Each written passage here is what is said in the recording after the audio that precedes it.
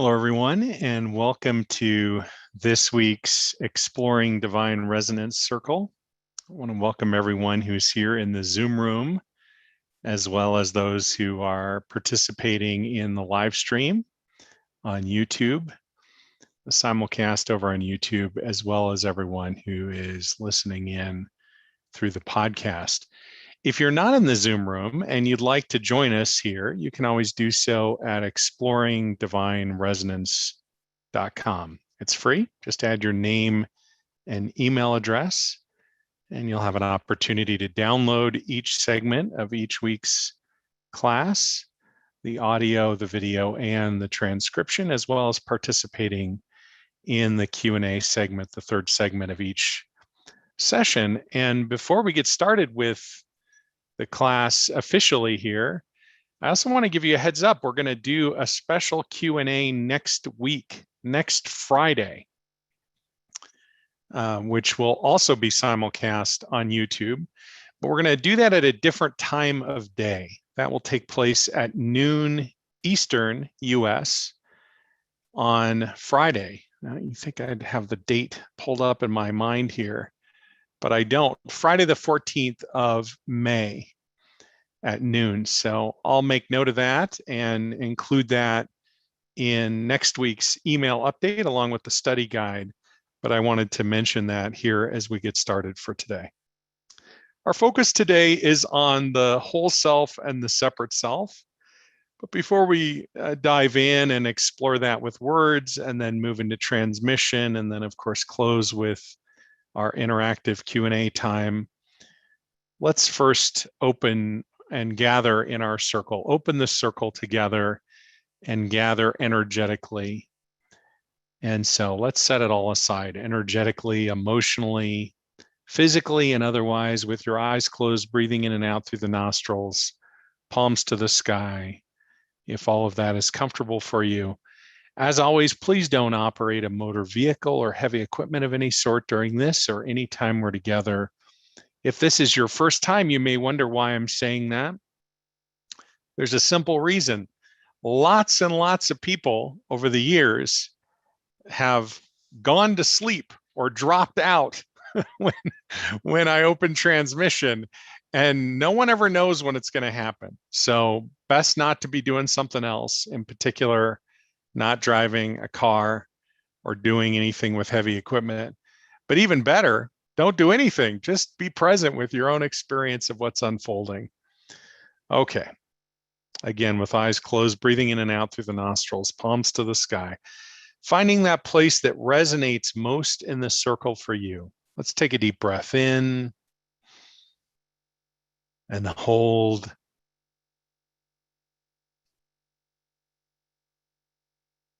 And as you begin releasing this breath now, letting go of everything that has come before in this day, all the way out to the count of 8. All the thoughts, all the feelings, all the dominant ways of being that have been expressing today, all the way out. Let them go.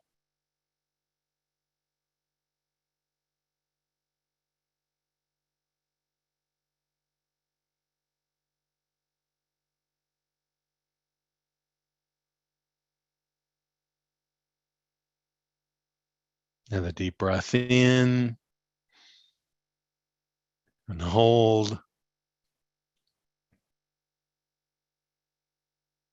And as you begin releasing this breath now, letting go of everything that has come before since we last gathered, all the way out to the count of 8. And if this is your first time in the circle, just let go of everything back to the first of the year, all the way out to the count of 8.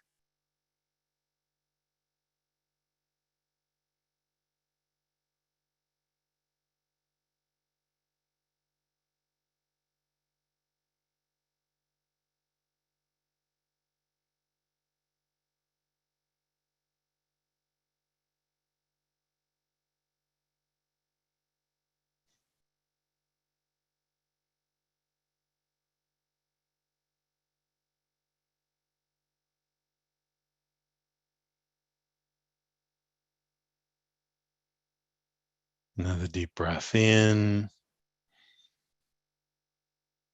Hold.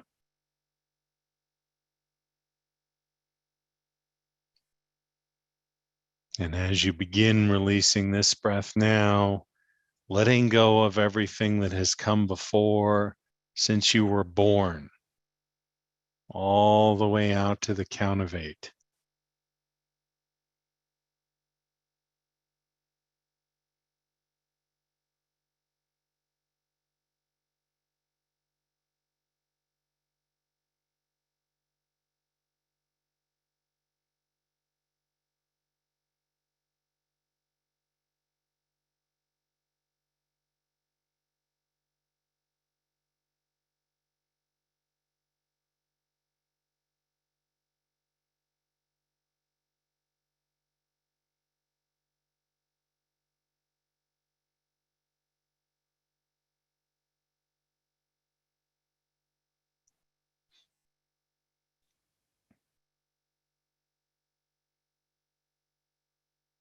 And another deep breath in. Hold.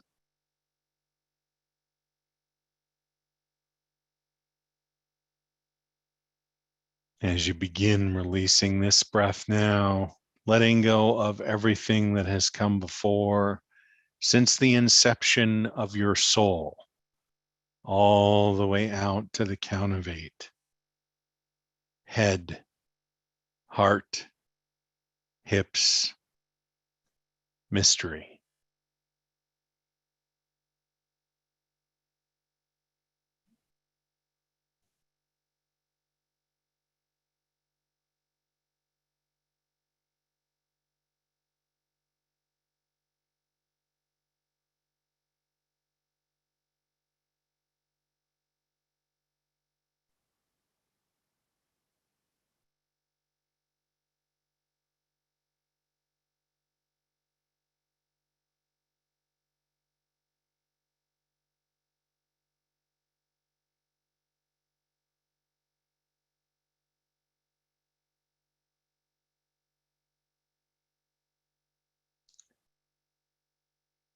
See the breath.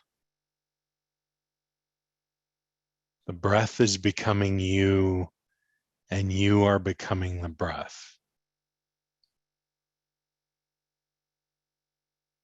Be the breath.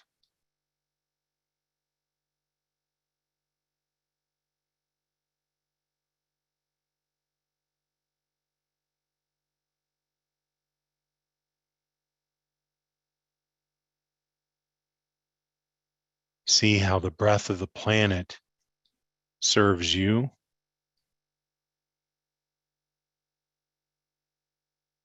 and everyone.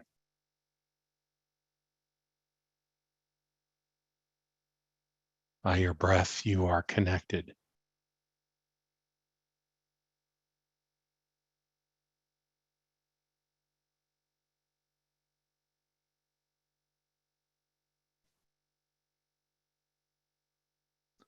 Just be with whatever comes up. If you feel resistance, allow it to express. Just be with it. There's no need to wrestle with it. No need to push it away. Just be with it. Let yourself feel it.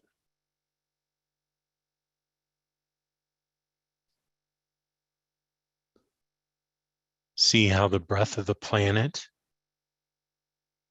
supports everyone and everything. And with each breath, you are connected.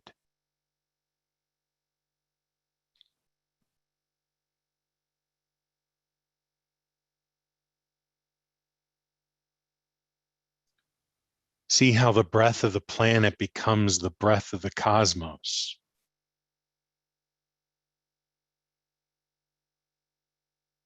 With each breath, you are connected, including to that energy that underwrites and expresses as everyone and everything. A light the divine, originating perhaps at a great distance, yet even as you sit and breathe, it draws closer to you with each breath, until eventually it is close enough for you to perceive the twin frequencies which together express as the light, be it a waveform or a particle. The frequency of the divine itself and the frequency of perfect health intertwined such that there is no separating one from the other.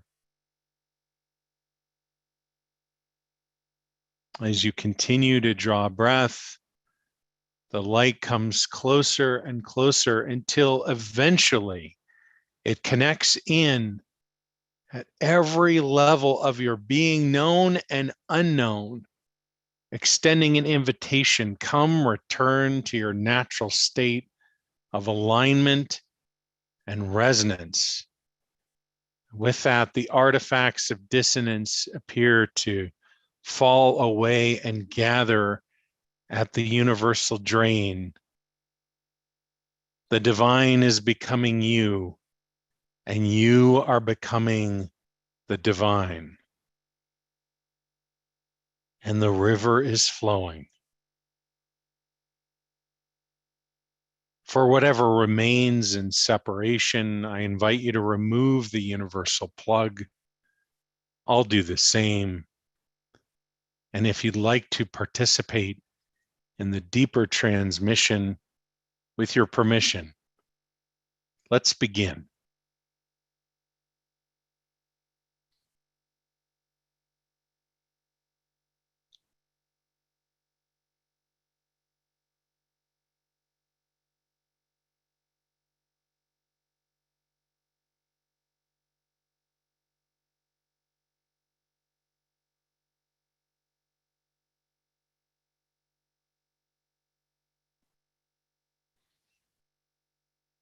Any attempt to delineate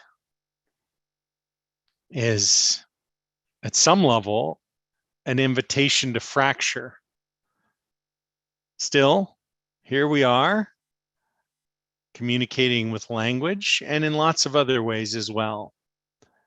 I want to try to explain and actually illustrate today with a few drawings how we might think of, or how you might approach, the question of the whole self and the separate self.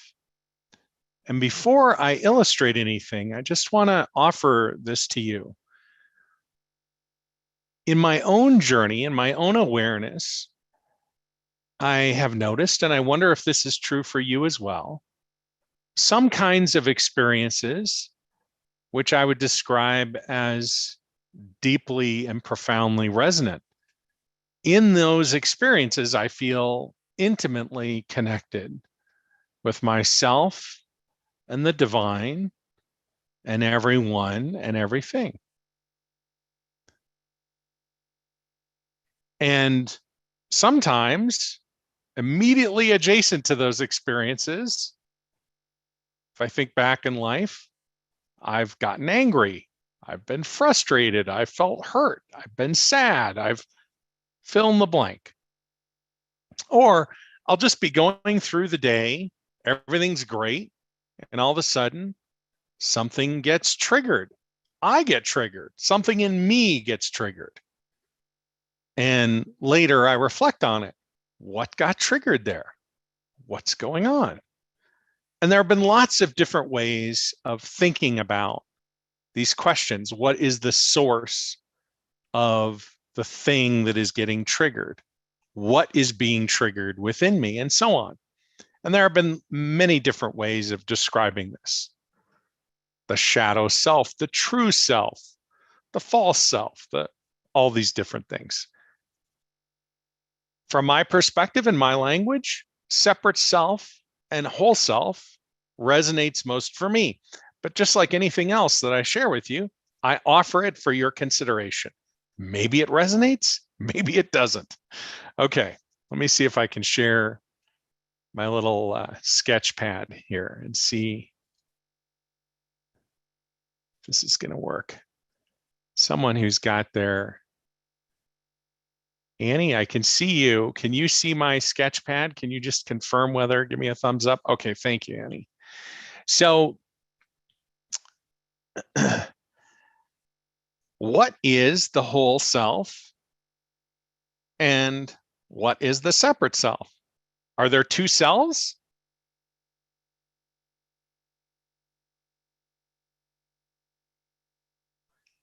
If you can't see my extraordinary sketch here, if your eyes are closed or you don't have video, or particular if you're on the podcast, or perhaps sight isn't one of the senses that's available to you right now in your life. I've drawn two stick figures and they're standing next to each other. And I'm drawing an arrow to one and I'm writing whole self, but I'm drawing a question mark. And then to the other one, I'm saying separate self, question mark. Are there two selves? And what's the perspective here? Here we are looking at these. What's our point of view? Are we looking at the separate self? I'm drawing an arrow towards that stick figure and another arrow towards the whole self. What's going on over here? Who is observing this? Or perhaps it's like this. I'm just drawing a stick figure. And then I'm sketching around the stick figure. So now we've got, it's not a stick figure anymore. What would you call it? It's like a gingerbread person, a cutout that's bigger. Is that how it is? Is the stick figure inside the whole self? And the gingerbread person on the outside, the separate self? Or perhaps it's like this. Perhaps we've got a smaller gingerbread person.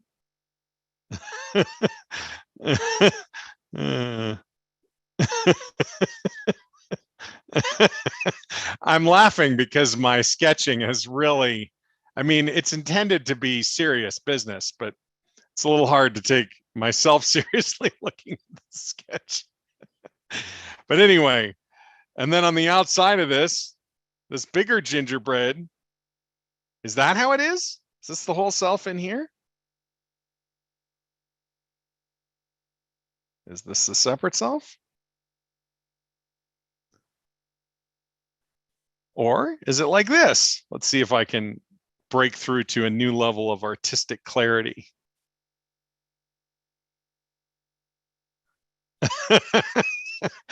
My scale is off.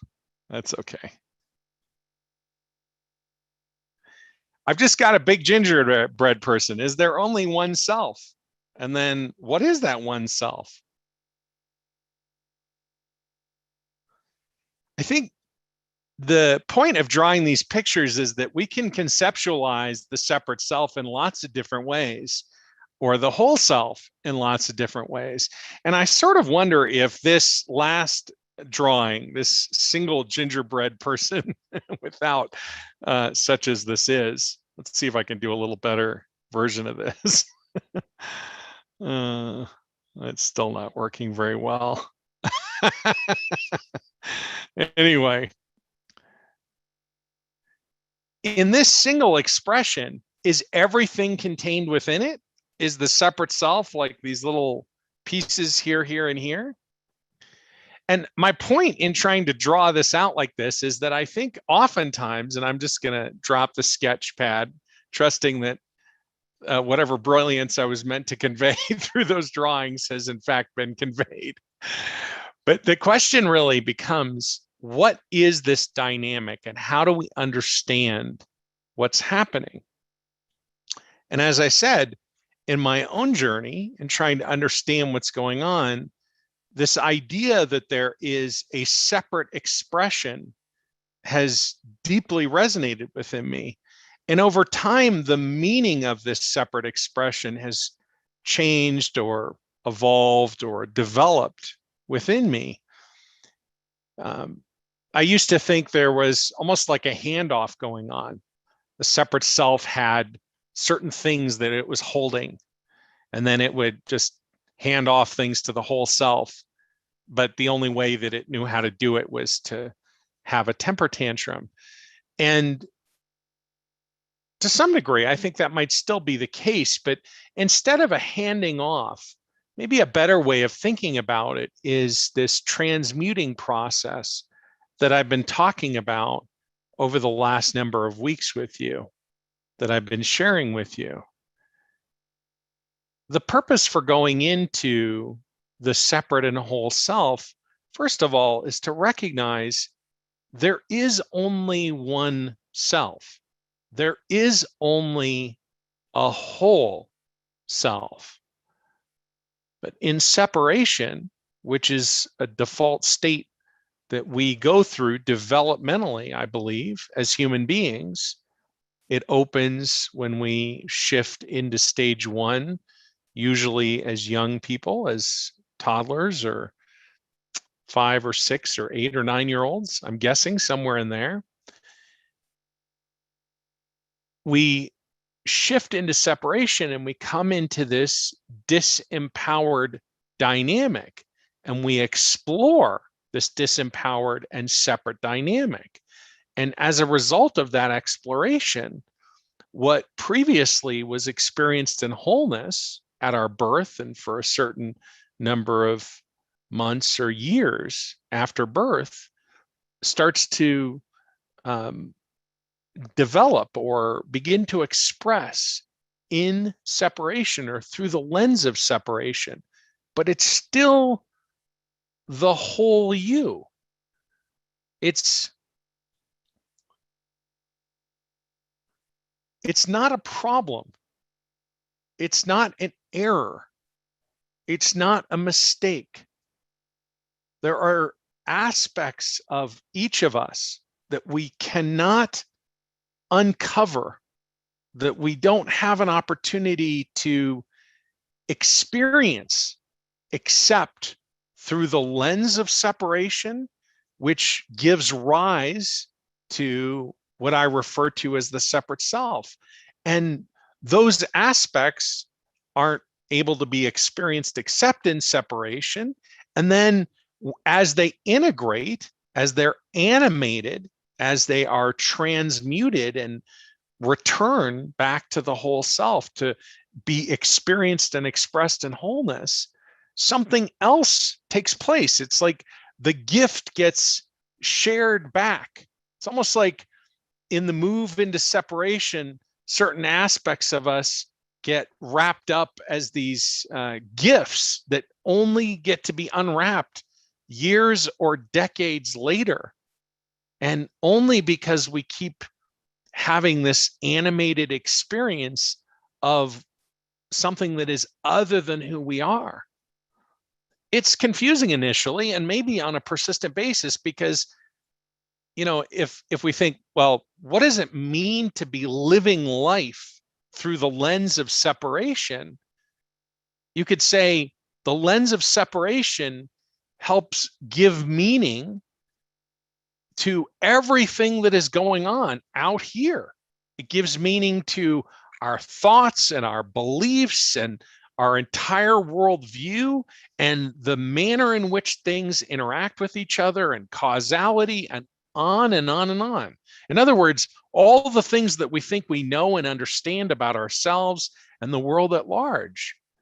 But in our developmental journey in consciousness, what we're doing is we're opening slowly but surely into this interior experience of who we are, which over time, as it integrates, we begin to experience not only that wholeness of who we are on the interior, we begin to experience it in every part of our lives.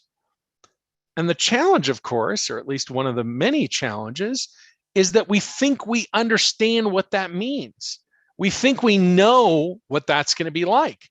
If I'm having an experience of separation, and because of separation, I think or I perceive that things are this way, you know, let's say that there's good and evil in the world, that some things are right and some things are wrong, or that I am in charge of my reality, that I am creating my reality, then if my reality isn't working the way I want it to, then I imagine in wholeness, it will work the way I want it to. But this transition isn't so linear. It's not so obvious. It's really a move from the things that we can see and smell and touch and taste out here that appear to be real and then shifting to the interior. It's why in the various sketches that I drew, the one that sort of resonates for me is some version of the whole self is on the interior and the separate self is on the exterior. And maybe early on in the opening to the whole self, it's a stick figure. That's how we experience it. It's fleeting, momentary experiences of wholeness. The rest of life is dominated in experiences of separation. In other words, some aspect of suffering. And over time, maybe the gingerbread person that is on the outside of the whole self thins. It becomes just a membrane and then eventually melts away.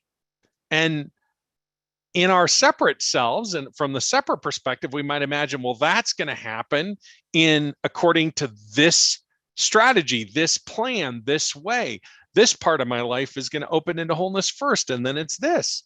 But I mean, just consider the last week of your life, the last several hours of your day, or if you need to go longer, back to the first of the year, or longer, back to the first of last year. Certainly, all of us can begin to have memories, if not active experiences, where there's some aspect that's showing up in separation, something that we're uncomfortable with, an idea, something that's coming back from the mirror of reality out there that's, pushing our buttons in some way.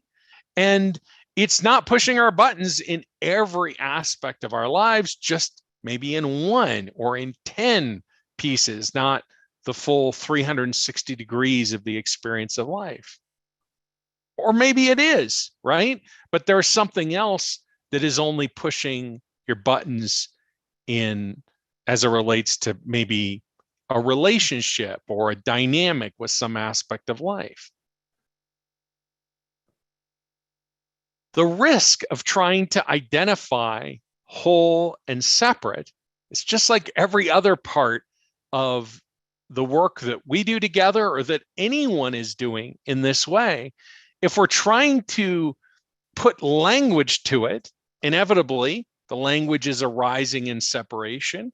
So some aspect of what is being spoken, except in very rare cases, very, very rare cases, is being communicated from the perspective of separation. So in some way, it's reinforcing the illusion itself, which is why I have emphasized so much the value of experience as the primary opening for the shift in perspective, much more so than a change in understanding. Think of it. If your experience shifts around something, you have a different perspective automatically.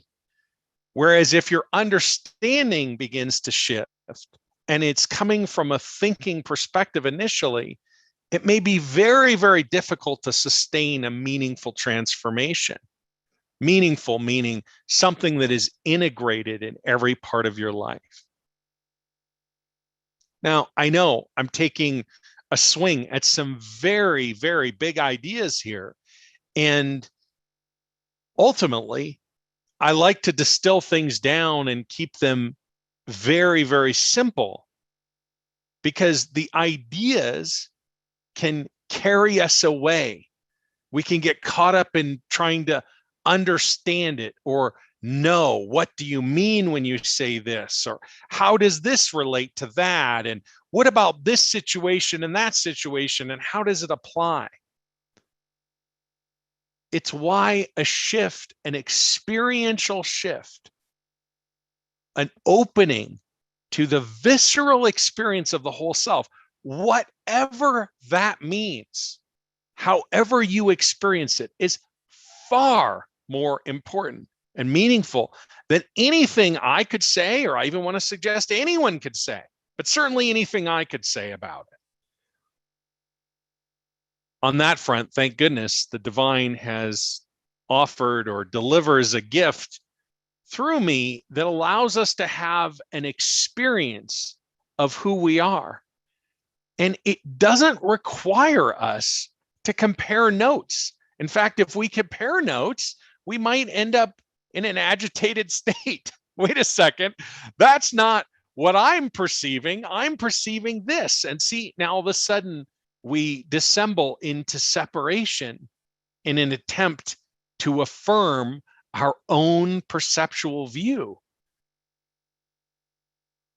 This is why I want to suggest to you again and again and again that in this move to explore divine resonance, in this move, in this process of integration, of meeting all that life is bringing forward in your awareness and your experience, to come into the interior of that, to meet that experientially, to allow yourself to feel without needing to name or understand,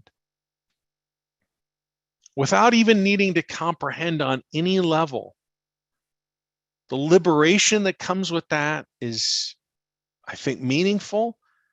But even more than that liberation, it opens the door to a dynamic that is always unfolding within each of us.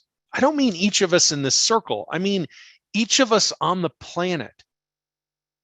A deeper invitation and opportunity to have an experience of who we really are as undistorted expressions and extensions of the divine by whatever name. It's not a religious proposition that I'm making. It's not even really a proposition at all. From my perspective, it's simply a fact. And if we allow ourselves to disengage with what I'm engaged with right now and attempt to understand or explain or describe or teach, there's nothing to teach. There's nothing to describe. It's not important. The experience, that's important. So for now, let's set aside whatever we think we understand, whatever we think we know, whatever clarity or confusion has come from the words that I have been speaking and sharing with you, however inspired or uninspired you may have been by the sketch or the description of what I was sketching. And instead, turn everything to the interior. It's one of the reasons why I suggest closing eyes, because then the illusion that things are other than visually, at least for a few minutes, gets to disappear. Palms to the sky, because it's a really powerful posture for receiving. These things aren't necessary, they're just an option. Breathing in and out through the nostrils, because that's always how I see it intuitively. I can't even describe to you the why behind it. But let's leave all the whys behind, all the what behind, and turn into the interior of your being, you to the interior of your being, and open more fully to the experience of who you really are.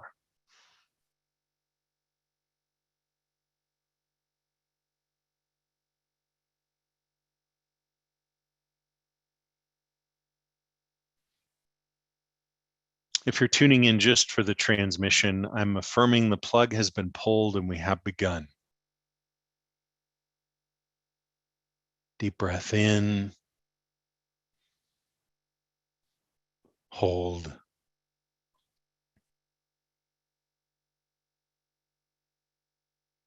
As you begin releasing this breath, release yourself beneath the waves of the surface action of your life and of the world.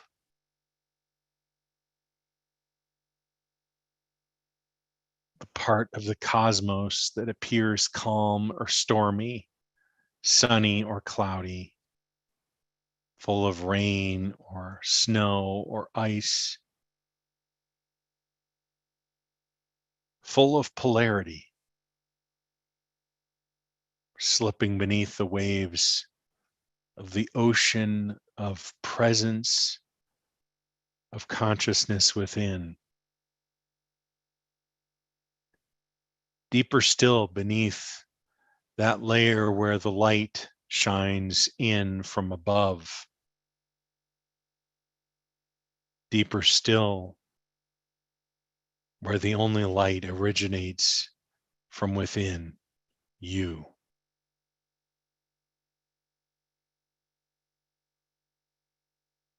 And all references to the surface and the light above are gone. Here there is only silence.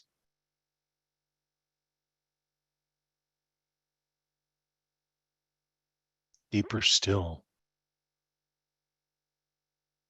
language must leave, for there is nothing to say, only to be.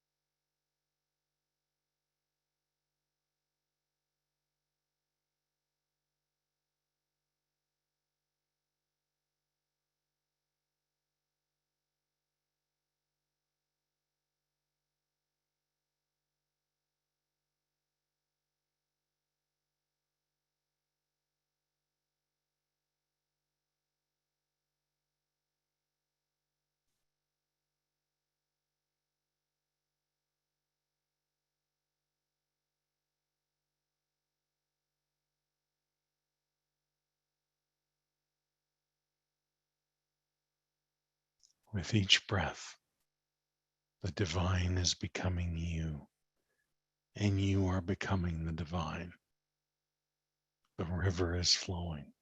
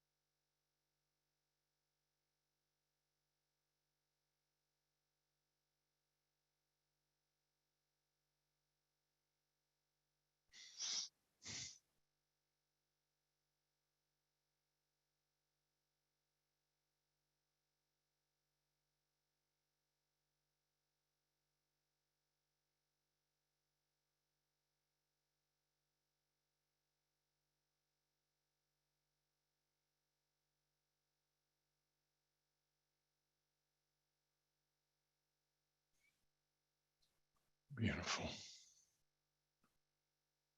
If you're concluding with this part of the transmission, I invite you to return the universal plug, knowing the transmission will come to a close. Otherwise, let's open into our third and final segment for today, our interactive time.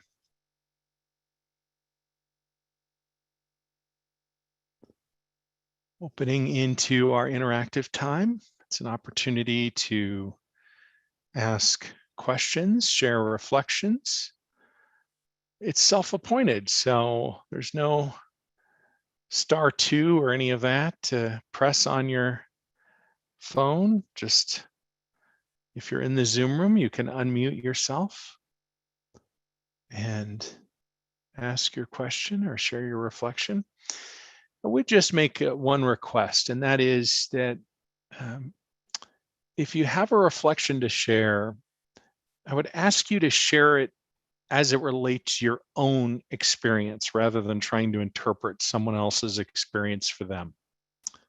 That's my only request today. So I'm affirming the plug has been pulled. We have begun. Here we are. For those of you on the YouTube live stream, you can submit your question in the comments and I'll follow up there. When I have time, I won't see your comments in real time though.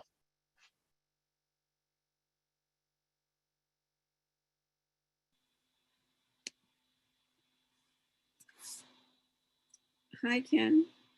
It's Susan here. Hi, Susan. I just wanted to double check with you. When you talk about next week, is it just the Friday or is it Wednesday and Friday? Or It'll be Wednesday and Friday. We'll sit in circle on Wednesday at our regular time at 5 Eastern, and we'll also gather on Friday for a bonus Q&A session for this circle. Thank you. Yep, you're welcome. And I'll announce it next week in my email, but I wanted to make sure that I gave a heads up here. So one of the thoughts I've had is that maybe the next, not this time, but maybe when we do this again next time, we could do it just on YouTube. The only limitation there is that it's impossible to add your voice. So it would be a conversation, more of a one-way conversation, people writing in their comments and then me responding, which, I mean, it's a way of opening the conversation more formally to everyone on YouTube. But anyway, thanks for the question and the clarification, Susan.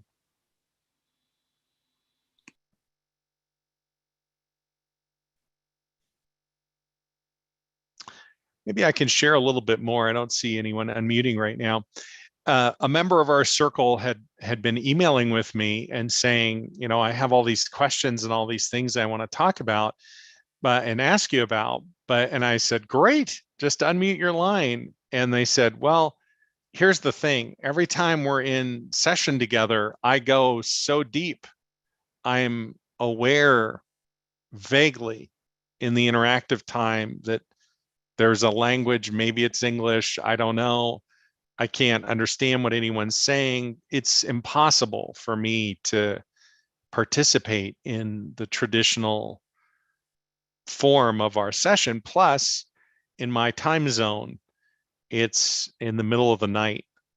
So I had already been thinking about adding a bonus Q&A for this circle.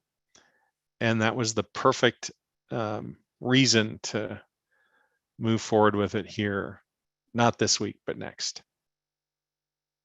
So thanks to everyone for participating and engaging full out. And whether your participation is with words or without words on email or in unmuting your line here in this circle, on YouTube, through the podcast, etc. It's an honor to sit with you, and I'm interested in making sure that there's a opportunity for everyone to engage in ways that are meaningful. engage and receive in ways that are meaningful.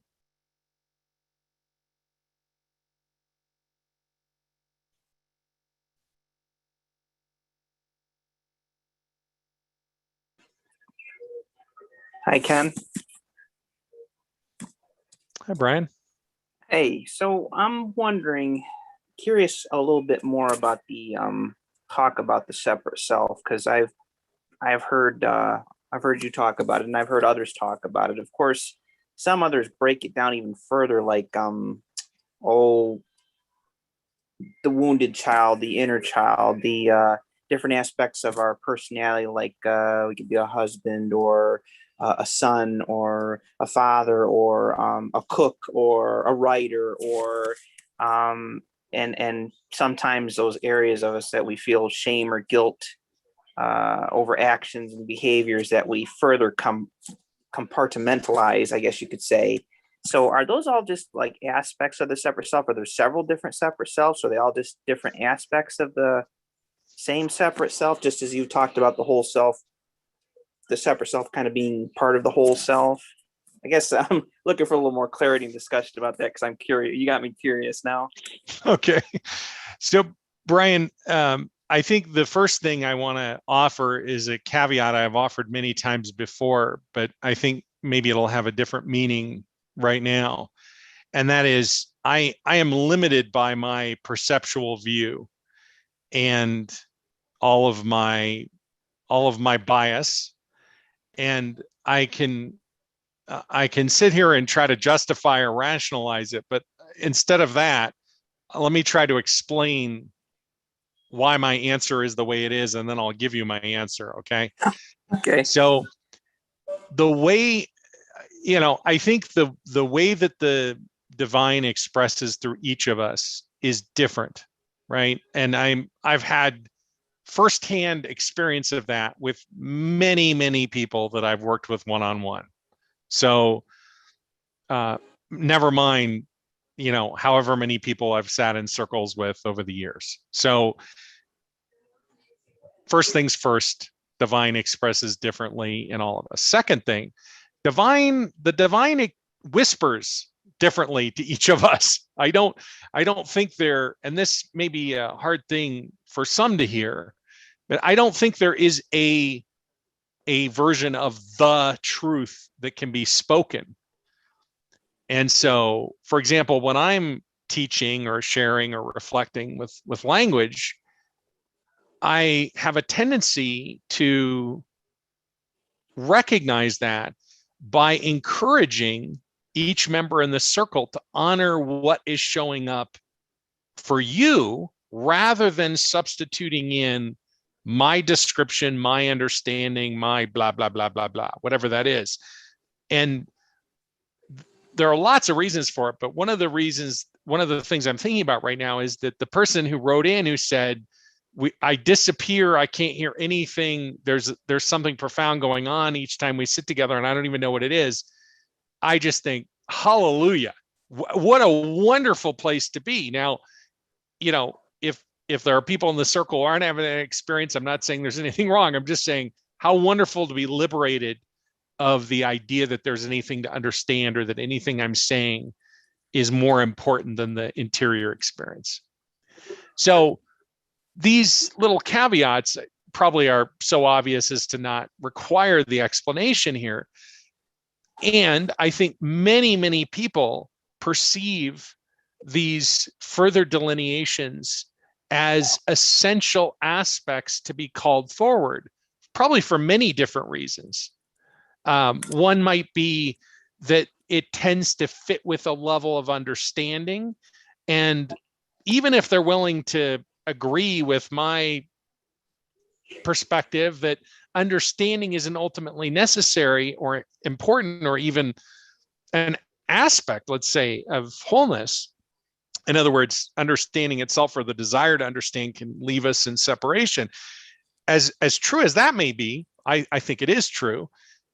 Also true is the idea that understanding things as we're integrating can be profoundly meaningful and moving forward, and being able to identify what aspect of the separate self the wounded child, etc., might be very meaningful for some people. Okay, so last little caveat here. I don't remember when I came to this awareness, but I can remember, I don't remember the client in particular, but somebody, I was working with someone, and I think it was a physical challenge that they were wanting support with. This was, many, many years ago. And they said, can you hold this part of my body? And I said, well, sure, fine, hands on that part of your body. And then they were like, oh, but now I can feel that energy moving to this part. Can you put your hands on this part of the body? And I was like, okay, sure. And then then it was like, okay, I've got unlimited number of hands. But the thing is, we were chasing something around, right? And I had this awareness. It probably wasn't this quick. It probably unfolded over years, and I'm pretending it happened in one moment. So don't be distracted by my claim that I had this awareness quickly. I'm sure I didn't. At some point, though, I've come to the awareness that when I focus on the macro, that's how God works through me. And when I get into the micro, that's me. That's me getting attached to understanding or working in the micro, and all that erupts is noise. It's like an endless, it's like if where is the cell that is cancerous in my body? All there is cancer. Where are the aspects of separation? If they're grains of sand, all there is grains of sand. But if I back up and look at the macro or hold the macro, I don't think about any of the micro. There's no relevant consideration there, and everything comes into resonance. Now, it may sound like I'm making grand claims, but I'm not trying to make a grand claim. I'm not even making a claim about myself. That's just my experience of how God expresses through me. So I tend to distill at the level of the macro because it fits with my experience. Long explanation for a simple answer. The way I experience the human expression and the divine are both at that macro dynamic. So for me, it's meaningful and interesting and helpful to be able to identify separate and whole self. Even at this level, here's another thing. Many, many people find it interesting to look at which lifetime or in which lifetime did this blah, blah, blah unfold. It's the same experience for me. The minute I start trying to parse lifetimes, it's like holding a deck of cards and all there are is more cards. Whereas if I'm holding the individual or working, witnessing the individual, the whole individual, it's everything, including all timelines. And I'm not trying to understand or parse. Again, it's back to my filter, though. This is just how the divine expresses through me. How's that for a somewhat detailed explanation? That makes a lot of sense. It's a very very inclusive perspective. I realized as you were talking that that's the same thing when I identify with myself or my problems. It creates a lot of what you said, the noise. And when you look at that broader, you take in the spiritual, the mental, the physical, and all that. It kind of opens up a space and allows more in, I guess, in terms of answers and perspective and whatnot. I think it also explains too why when we try to work on those individual parts or get down to like the micro, in terms of say we have a problem that we're trying to resolve. Say, I don't know, we have money issues and we try to do the law of attraction, or we try to find out what our hidden money beliefs are subconsciously, all the stuff they put out there, and you try to work at that level, and usually you end up causing more problems because as you excavate that stuff, you bring up more stuff, and it seems to perpetuate or bring it. Just it's amazing. It seems to just bring about more problems. You get some solutions, but you end up with more issues too. And what you said too about perspective, when I ask you for your perspective, it actually helps and adds to everything, because I find all of this everything. We're not, like you said, we're never going to know the whole truth. There's not like one truth about everything, but I find different perspectives kind of add to a deeper story. I mean, it's like people that study the paranormal and stuff. You can't scientifically prove a lot of it, but there's a lot of theories out there, and there's some tests they've done with electromagnetic receivers and things like that, EMFs and things like that. And you get a few more explanations and a few more perspectives and a few more answers, and it sort of adds to it. And it's still a mystery, but that's what kind of keeps it going. I think if we really did know everything, if someone came and hit us with the absolute truth, it'd be like, okay, where do we go from here? You know, that would be it. There would be no more mystery, no more excitement, no more reason to pursue anything, if that makes sense. You've shared a lot there, Brian. We've got a lot of nuggets flowing around here. The nuggets, from my perspective, are universes of topics. We've touched on the universe of money, or we could just call it any amplifier of consciousness, of which money, I want to suggest, is one. So here's another way of saying it. Every aspect of separation is a consciousness amplifier. And by that, I mean, if you engage in pursuing the resolution to fill in the blank aspect of separation that one is trying to resolve, what one is left with is, to my view, a amplified experience of the dominant integrated consciousness that one engages in life with. So, if stage one is the dominant perspective, you end up with a stage one experience. If stage two is the dominant perspective, you end up with a stage two experience. And the challenge of pursuing things from a stage two perspective is it's just a bunch of things that I haven't yet figured out how to control. And there's just more to add to the list. But it's a little bit like whack-a-mole, because I'm chasing something that isn't real. So this is sort of like the proposition that is often made in spirituality, is once we clear all the noise, what's left is an experience of wholeness. Okay. But then what we do is we just pursue to the end of the earth and the end of time, all the stuff to clear. And someone could say, okay, well, we're going to muscle test this, and that's going to provide us with a valid answer. But you could be muscle testing and getting a yes on the collective and the collective's impact on the individual. And again, this is another reason, but this is the way I'm built, and it's certainly the way God expresses through me. Interesting how all those things are congruent for me. Wonderful that there's an alignment and a level of resonance between us. And if there's another person in this circle is going, man, I can't stand what you guys are talking about, it's driving me nuts, it's okay.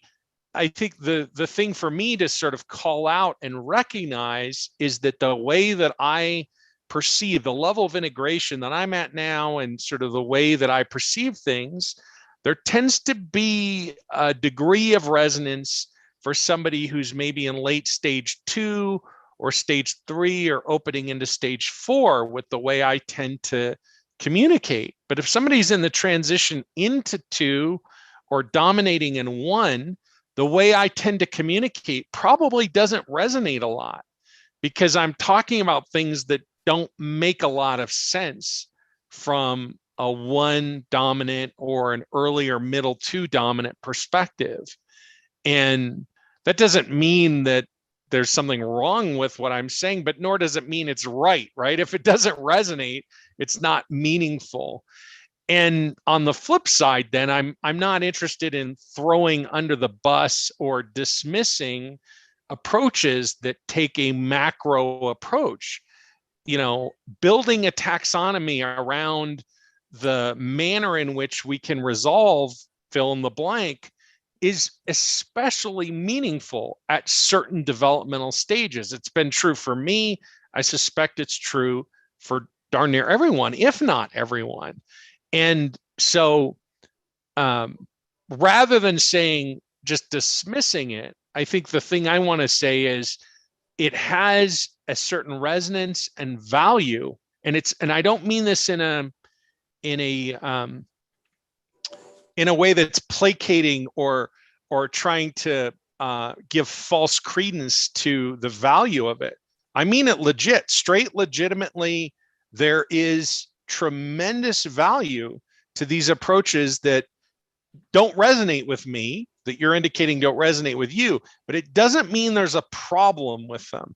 It just means for the way that, let's say, I approach things and where I'm at developmentally, and perhaps it's true where you're at as well, those solutions don't resonate anymore, or they aren't right now, but they will once again. It's such a temptation to get into a dynamic of, this sort of spiritual arrogance. I've got this figured out and blah, blah, blah. And I don't want to participate in that. I don't want to get caught up in that dynamic. I don't want to minimize or push people, to some part of that other circle, or you don't belong here, based on how at least I'm communicating about things, because I think in the end, everything is supporting us in coming to an experience of wholeness. If we come back to the sort of central theme here, in my language, from my perceptual view, everything comes into an experience of either separation or wholeness. And the only thing that's going on in separation is some aspect of the whole self that's not yet integrated is showing up to be integrated. That's it. How we interpret that changes based on consciousness. Anyway, I offer these for your further consideration and for the consideration of the group at large. Yes, thank you. I mean, it does. I think everything we do, whether it works or not, or whether it resonates or not, everything we come across helps us in some way, even if we can't see it at the time. Or sometimes it's just seeds, I think, that are planted that sprout later on. I've had that occur many times in my life. Somebody will say something, it'll stick with me, or it'll come back around sometime later, or some experience that'll make sense years later that had more of a profound effect, getting me where I'm at. So yeah, it all, perspectives, resonance, it all makes a difference. And these discussions here, sometimes, like you said, will resonate for some and not for others, and may come back and affect us greater further down the road too. But I do definitely agree. Just a little, like I said, take the sort of understand the separate self a little bit more. Definitely. Beautiful. Thanks, Brian. Appreciate you Thank you. being here.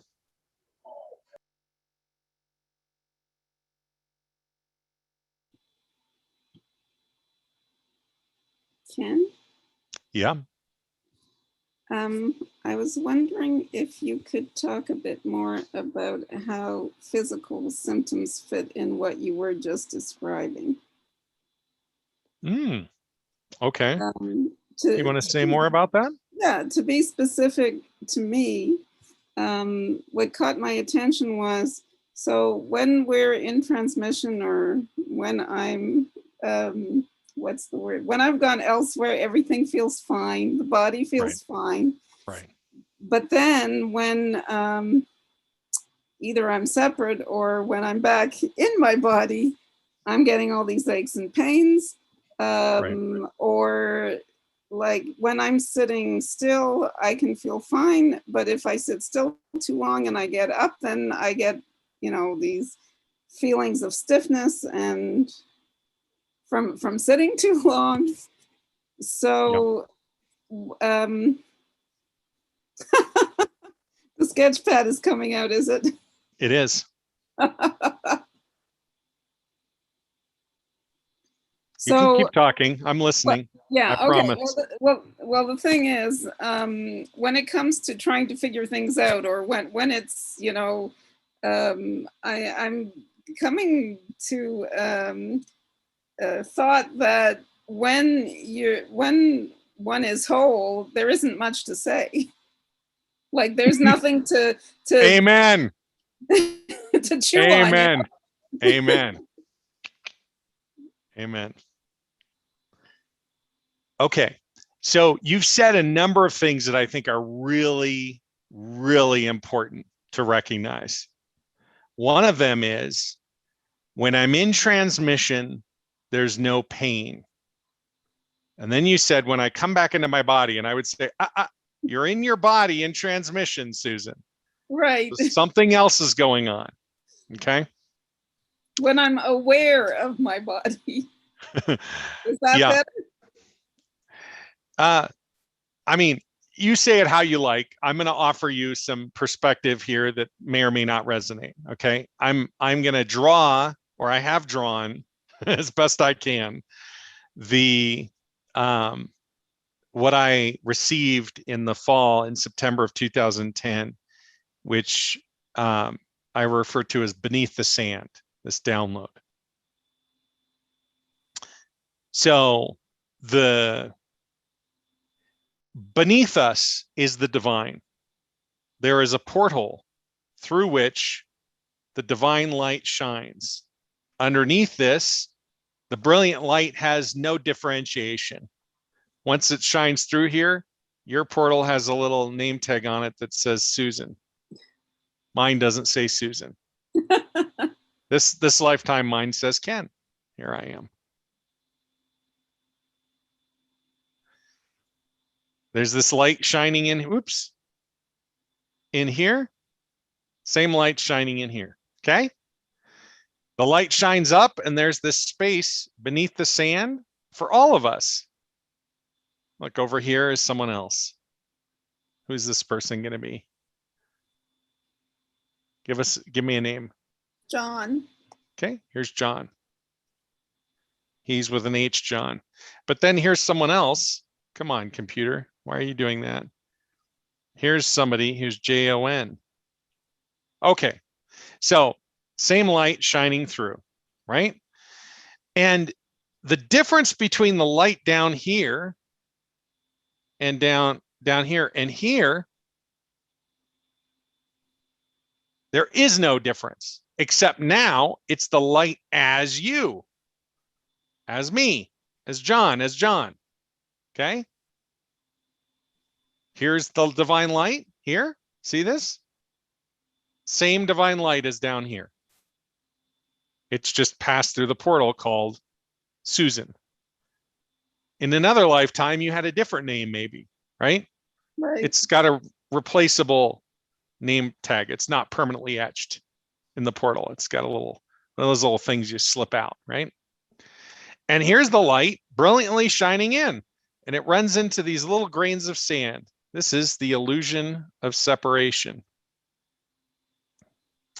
And these cast shadows up here into the body or into the outer expression of life. And these distortions, these shadows, show up as pain in the elbow. Or there's a little shadow that's cast up here on the ceiling that's, I don't know, fill in the blank, right? When I got this download, I saw someone, I'm not going to be able to draw this because I really have limited skills, even if we're sketching in stick figures. But I saw somebody on top of scaffolding, laying on their back, painting on the ceiling, red paint. And the red paint was the metaphor for abundance, financial abundance. But as they were painting, it was brown. And from my perspective, I could see a dark green piece of sand casting a shadow on the ceiling. So the red showed up as brown because there was this green shadow from the illusion of separation. They've been working on this for decades. I could roll back time and see all of this. This all came in like this. And then I realized we can go beneath the sand. We can go have experiences of ourselves down here. Do a new drawing because that one's getting messy, as my drawings tend to do. So here's the illusion of separation. Here's the person who's living life here. Here's the divine light, totally undistorted. Here's the name tag, Susan. So we can go beneath the sand. And when we're down here, Guess what? There's no pain. No pain. No, nothing.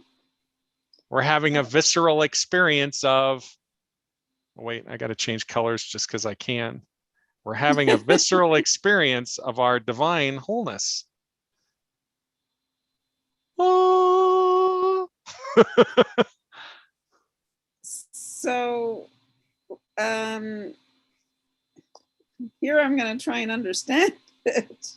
Okay, so that's down fine. below the sand, is it like, for want of another word, like the collective conscience, like everybody can access? No. Beneath the sand, it's your pillar, your light. It's God as you. The only thing that's different is there's no separation. You're beneath the illusion of separation. You are as you really are. And that's true for everybody. Like everybody. Everyone. But there's still, everybody is still different. It's not like we're all one.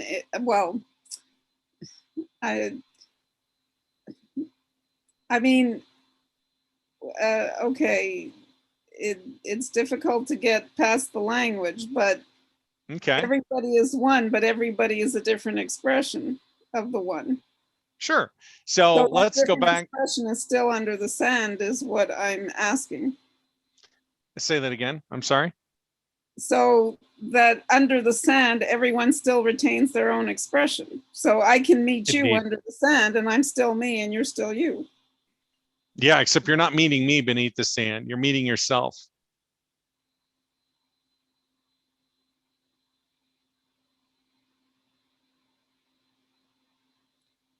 So is there no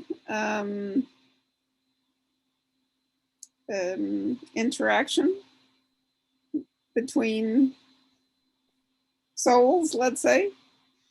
Oh no, there's plenty of interaction between souls.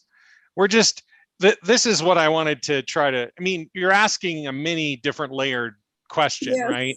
Yeah. And that's fine. I don't mind answering many layered questions. I'm just saying, fundamentally, listen, I'm still unpacking this, right? Years and years later, this is still being explored and so on, but nothing has fundamentally changed in my understanding. It's just deepened and expanded. It's not like I went, oh, well, that's different than what I thought. It's more complete, maybe different, but not, oops, this isn't this. Only some people, sorry. Only, this is like if you have a special green allocation or something, only these people get it, but these other people, if they don't have it, they're out of luck. That's not true. So now the question I think you're asking, let me just stop here and see if that's making sense. So then we've got the sand, and then we've got the distortions up here. This dynamic is all with sand, and this dynamic is without. So, I mean, one of the things that I do is I teach people, here's how to go beneath the sand. And then here is the practice of going beneath the sand. This is one of the 6 practices of spiritual mastery, is beneath the sand. This will not come as a surprise to you. The first practice, soul embodiment, right? Because if you're not embodied, how can you have an experience of who you really are? You're stuck in the illusion of separation, right? There's too much going on there. So now your question relates to interacting between souls, right? Right. Whole different question, I think, right? Than the question of, but can souls interact? Seems so, right? See, and it seems so in really profound ways, right? And there's all sorts of explanation for that, right? We can call them soul contracts, and there's all sorts of stuff, right? There's all this, and then there are different perspectives on, the expression or the holographic record. could call it an Akashic record. We could say, we could go look at the Akashic records, and right, there's all these different dimensions. And how does all of that fit together? I mean, I'll just say this. It's very, very difficult for me to synthesize a cohesive narrative with language. And that assumes that I can even comprehend something that's cohesive without language. And I don't even know that that's true. Okay, well, I can see that it's bigger than, I mean, I don't want to get carried away in, because it just keeps going and going.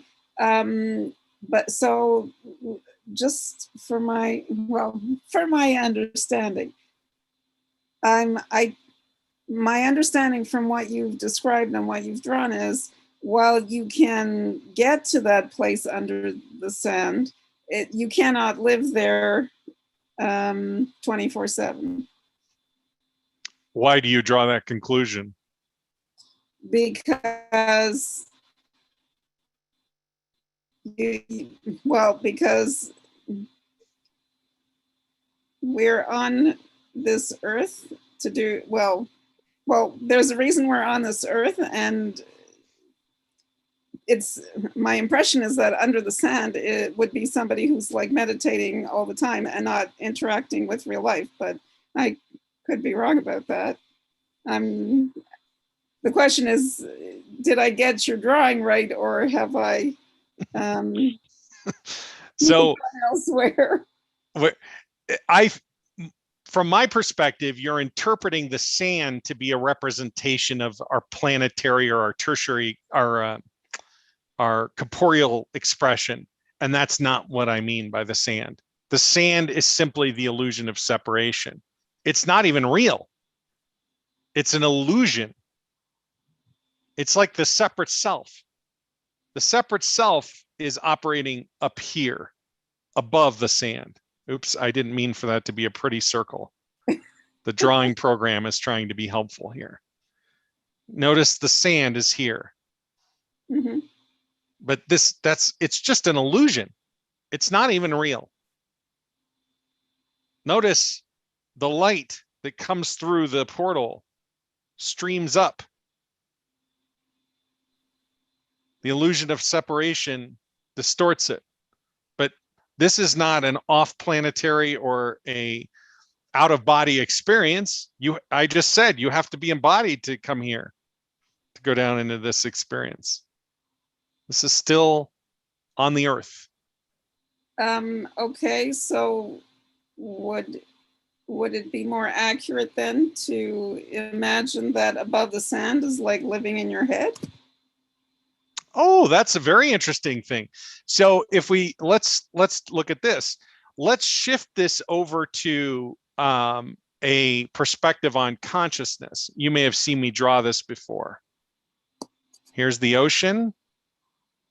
Here, this is the first stage of consciousness. This is the second stage of consciousness. This is the third stage, and this is the fourth.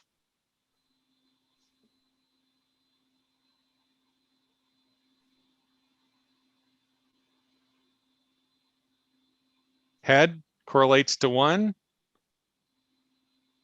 2 is heart and head. 3, hips.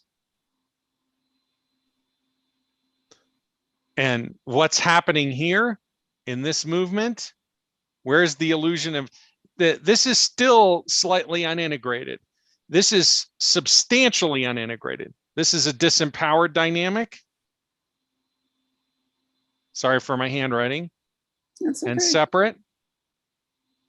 This is empowered and separate. This is whole and separate. And this is whole and integrated. So here in this experience are the prior experiences as well, because it's integrated. But now they're integrated all here. So this other drawing doesn't communicate stages of consciousness. It communicates the relationship between divinity and wholeness and the source of pain in the body and so on, as all originating here in the illusion of separation.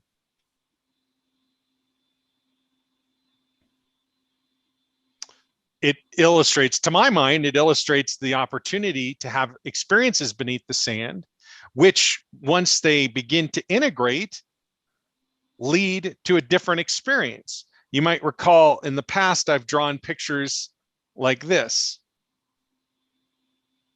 where this is resonating to all levels of being. Yes. Why? Because it's not based in thoughts. Oops. That's up here. Thoughts are here. Feelings are here. This is a being state. And in that being state, there's an extraordinary level of integration in that being state. And what is the being state that's expressing? This. Sorry, it's not doing it, but this. The innate expression of who you are. This sets up a paradox. Okay, I want to go down here. Why isn't all my pain gone? Right? So let's have another drawing here just for giggles.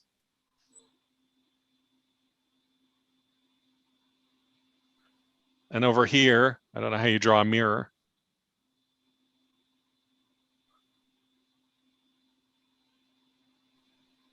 This person is looking over here for evidence of what is true in here.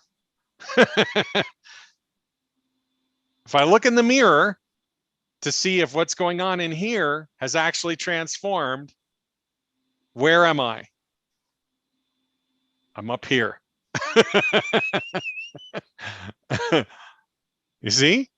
Yes. How are we doing, Susan? Am I solving all of your curiosities?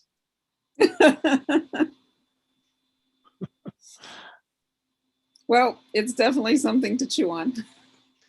Yeah, it's a perspective, right? It's a perspective from which to explore. And there are obvious limitations to, I mean, there are limitations that I perceive in these downloads, right? I mean, maybe you perceive them, maybe you don't. But the hangups to my perception are all above the sand.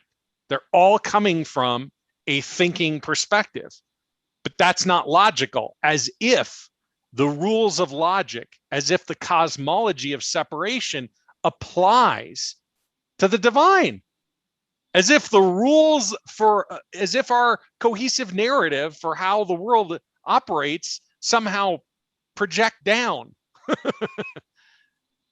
And of course, this is how we end up with all sorts of excitement in our bodies. Again, to my perception, where is individual will? Up here. Where is divine will? Down here in the hips. What do lots of people have? Can't see my tummy, but down here, lots of people have digestive stuff going on, right? The sternum, the solar plexus. What is that? That's the place where individual will and divine will meet. It's like the land of surrender, but it's being played out in the physiology of the body. Fascinating to me. Thank you. Like, yep, jump up and down, exciting, fascinating to me, but maybe only to me. Thanks for the question, Susan, and for being here.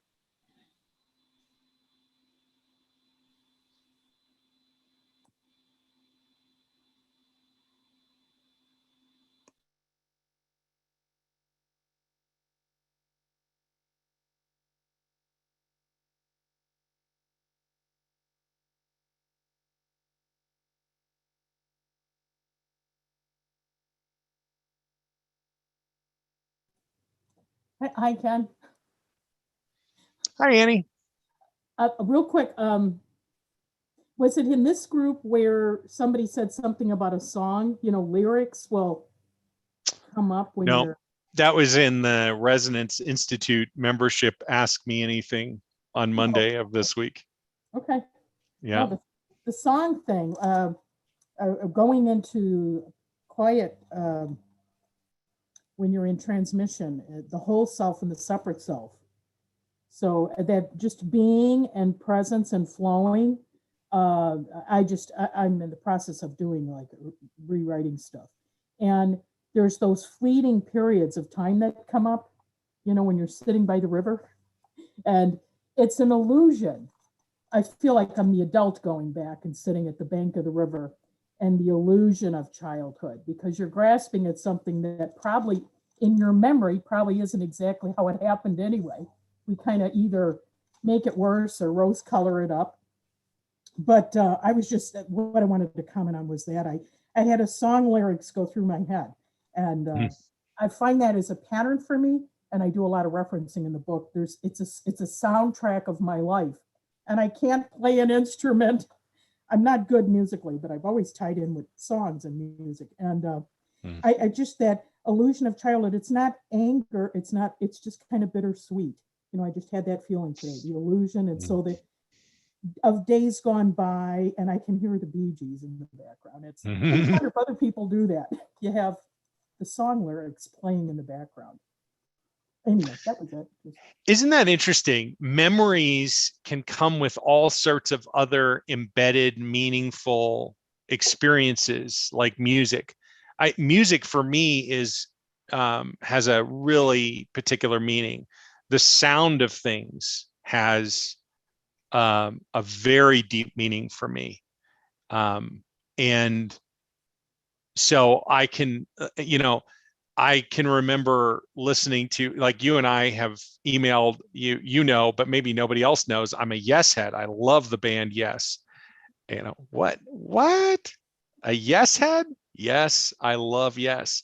I can remember the first time I read The Old Man and the Sea and what Yes album I was listening to. So every time I listen to that Yes album, boop, I'm back in, how come the author's name is escaping me right now? Come on. It's the most, anyway, whatever. I can remember the point is, those embedded memories, they're like smells and other things, they're part of that rich dimensional holographic experience of what has unfolded in our lives, what is unfolding, and maybe even what is yet to unfold. And that for some people, I think, can have a really profound, is a profound dimensional experience. And it's wonderful to be able to open to that, whatever it is, right? Some people have very, very strong visual cue. And I don't know that it's necessarily this or this either. I think it very much can be an and dynamic. So it's fun to hear you reflect on that and share that experience of sort of integrating with the music, the soundtrack of your life. All the time, yeah. Thank you.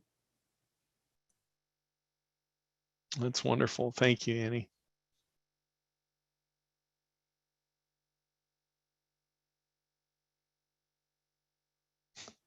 Anyone who's known me for a long time isn't surprised at all that I'm a yes head. I was talking to a friend of mine who's a professional musician who I hadn't talked to in, I don't know, 25 or more years. And, in the last month, and he said, man, you would never shut up about yes. It was yes, this, and yes, that. Like, oh God. Stuck on something that is inspiring. Too funny.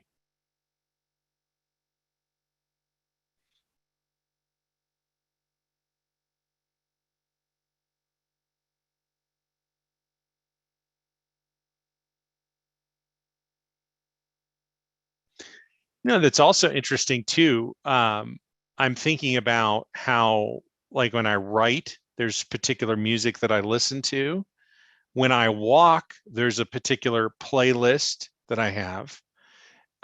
It's a playlist that is assembled of sort of the greatest, most resonant hits from the soundtracks that I've created for the retreats that I've held over the years.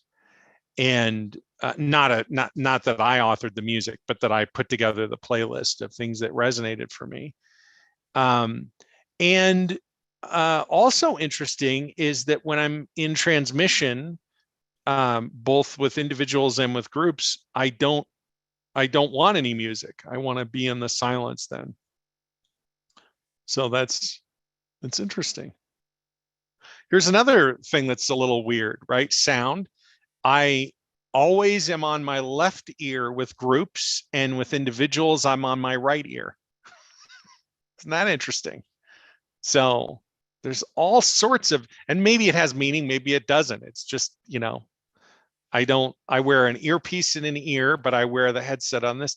The point is, I think we all have things that are familiar, habits that we're in.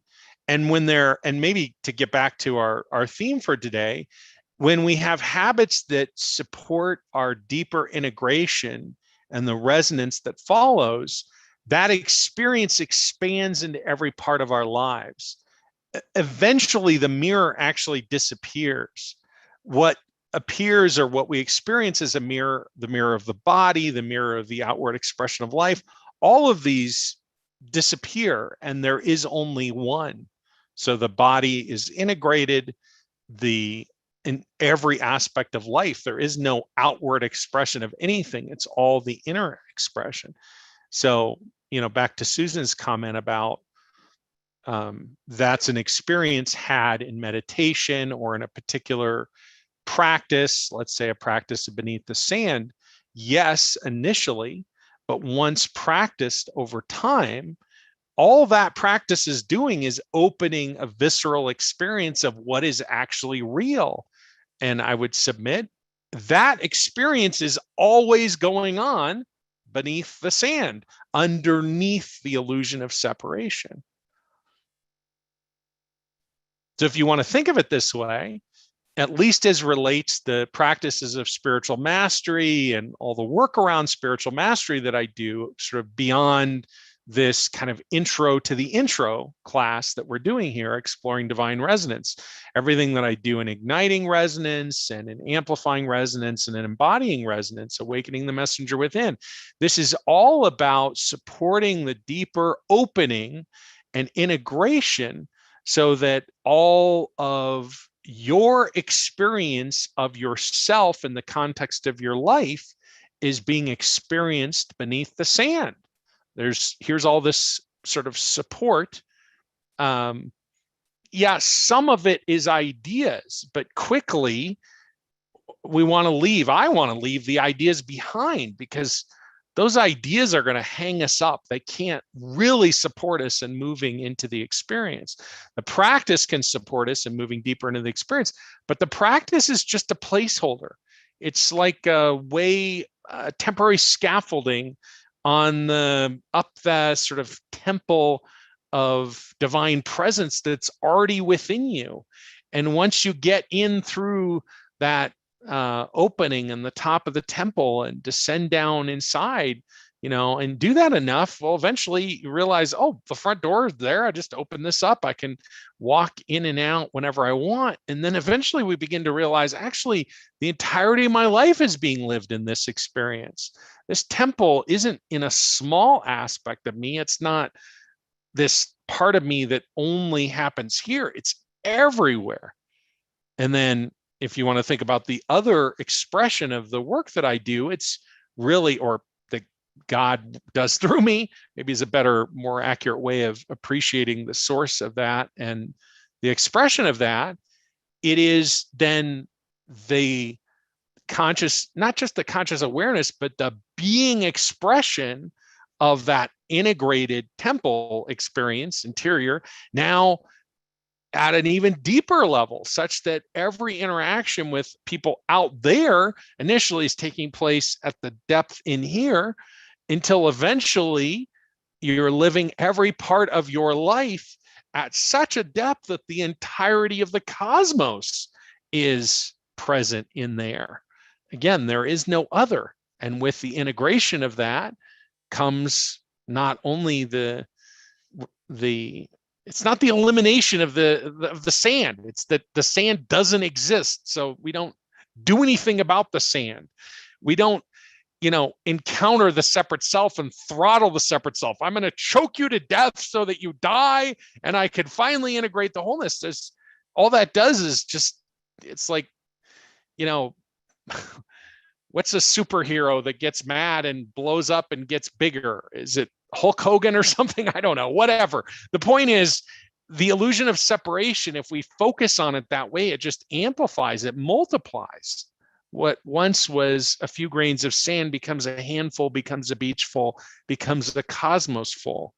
Conversely, if we are living in the experience, in the being experience of beneath the sand, then that becomes the entirety of our interior life. And then as we descend into spiritual messenger mastery, is what I call it, as we descend into this deeper experience of our wholeness that includes all aspects of you that are expressing as everything out there, but the origin of that is within you. As you open to that more and more fully, you discover and experience and share and explore the divine expression as you with others in the world. And then in the fully integrated state as an embodied messenger, one who shares the divine expression as merely by your presence.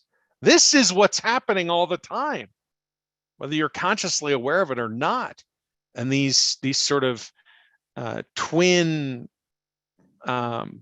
structures of spiritual mastery and spiritual messenger mastery are really just a way of opening into that experience, that exploration, so that what is already there, the light shining in as you, now you can interact and experience that in every aspect of your life. Not just when you're sitting in the circle or when you're meditating or in these parts of your lives, but it's so integrated. It's part of every aspect of your being expression.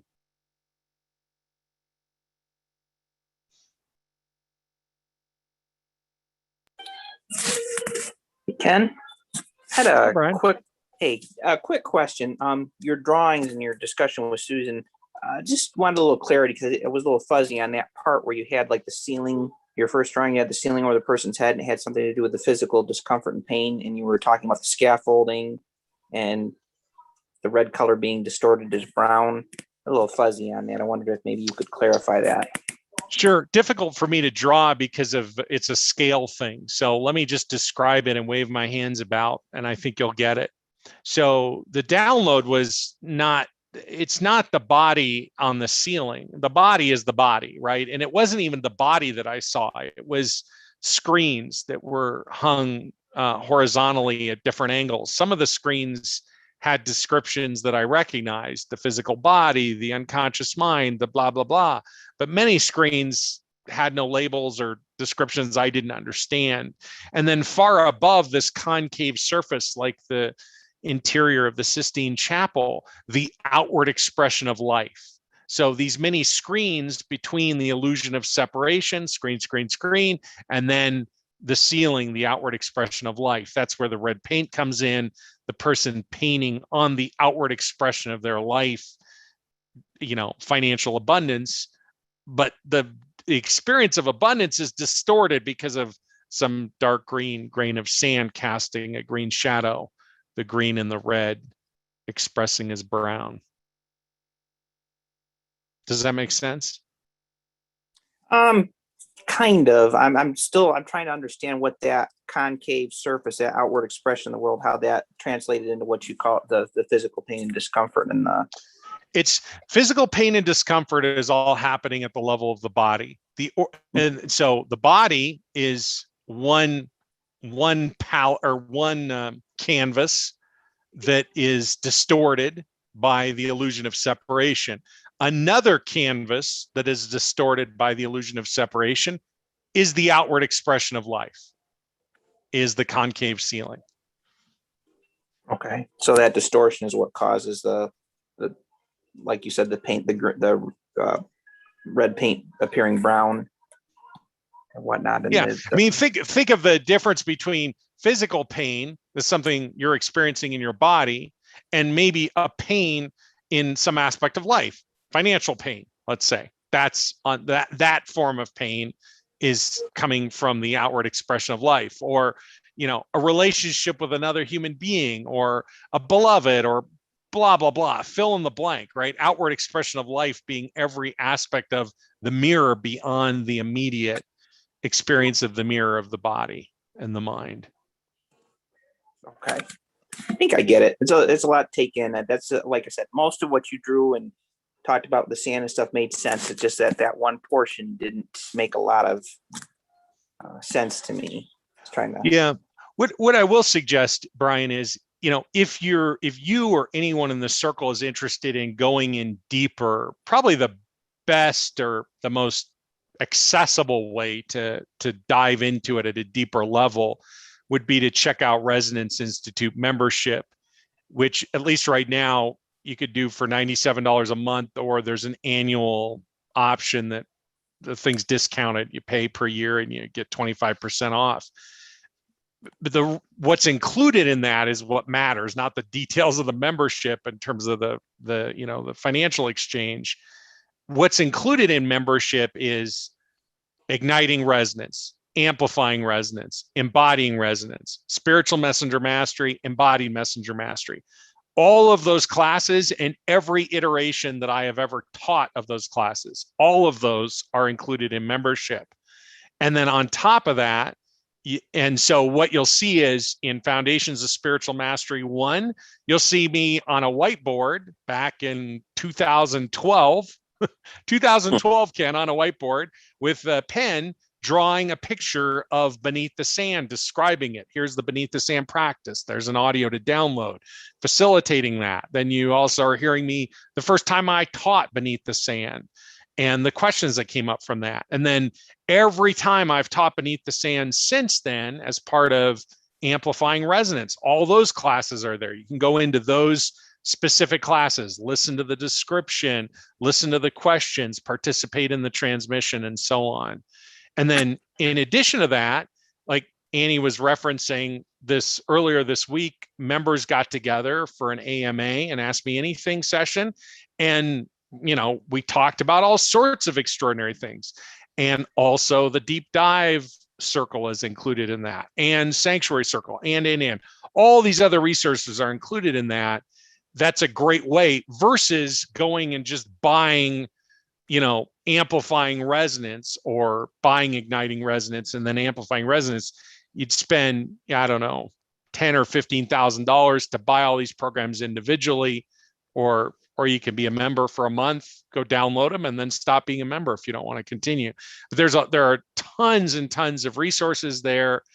And the thing that happens when you get involved with those resources is you begin shifting from an experiential perspective. I mean, another thing, if you become an annual member, you can download and participate in the raw manuscript book study that I facilitated back starting in 2018 and into 2019, and the advanced book study, where we study the manuscript as it happened, the revisions to the manuscript of my book, along with the relationship between the practices and the written transmission of the book.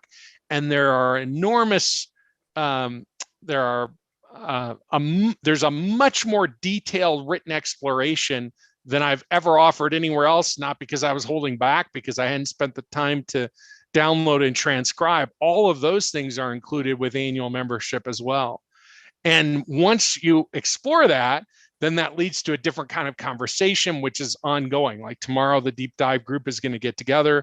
Who knows what the heck's going to unfold in the Q&A of that group? I mean, so the point I'm trying to make is it's not that I'm resistant to sharing here. It's that there's so much more available. And if you feel drawn to explore that, I'd love to share that with you. There's a lot of wonderful stuff there. Gotcha. Thanks, Ken. Sure, of course, Brian.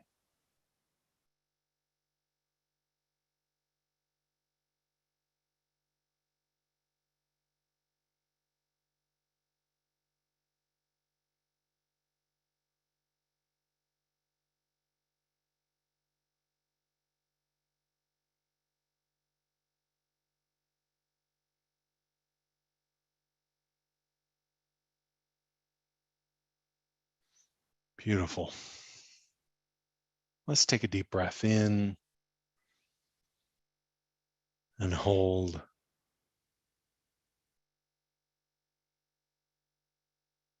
And as you begin releasing this breath, drifting below the waves of thoughts, below the layer of feelings, back down to the depth and the darkness, where there are very few aspects, remnants of the illusion remaining. There's no light outside, it's all within you, brilliant within you. The noise and the distraction of the storm or the perfect ocean has been left behind.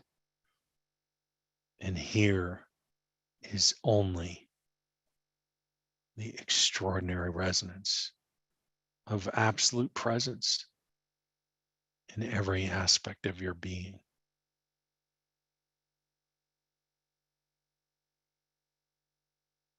And an invitation further into the mystery.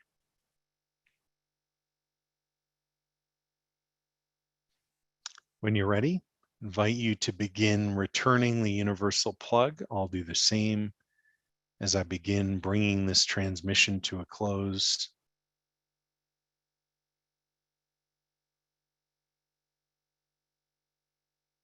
Plug all the way in.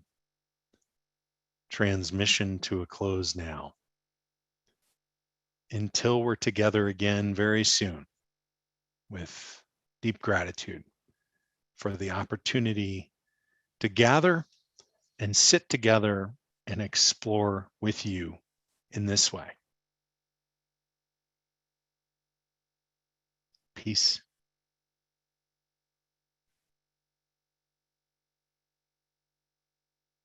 Thanks for being here. Thanks for being part of this circle.